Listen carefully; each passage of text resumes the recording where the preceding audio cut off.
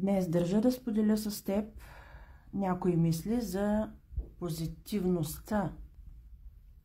Позитивната мисъл изглежда семпла, изглежда малка, изглежда незначителна, но пътищата ѝ са неведоми.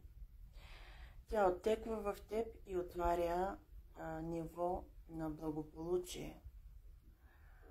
Никой дори не може да си помисли или да разбере, или да проследи докъде може да стигне една позитивна мисъл. Тя достига много далеч, дори е възможно да достигне до нови поколения, да достигне до хора, които ти абсолютно не познаваш, и е възможно да преобърне на живота на изключително много хора. Така че нека да се стремим към позитивната мисъл, към облегчаващата мисъл, към прогресивната мисъл, мисъл, която е заредена с енергия да трансформира хората. Точно в момента каква позитивна мисъл би могъл да намериш в себе си? Правилото е или да те облегчава, или да те вдъхновява, или да те кара да израстваш с нещо. Да е добронамерена към всеки човек и най-вече към теб и в някакъв смисъл да ти помага. Изглежда като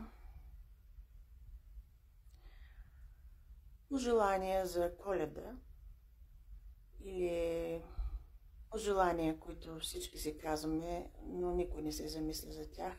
Но всъщност не е така. Мислите са реалната сила, която твори светове, и когато ти създаваш преднамерено позитивна мисъл или конструктивна мисъл, ти буквално променяш нашето измерение, в което живеем. Не само за теб, не само за твоите любими хора, не само за твои приятели, но за всеки човек. Дори никой да не намери тази твоя мисъл и да остане вътре в теб, тя излъчва своята вибрация и се свързва с още други подобни мисли и буквално променя света на всеки човек на планетата. Нека да мислим позитивно. Нека да откриваме целенасочено позитивни, конструктивни мисли.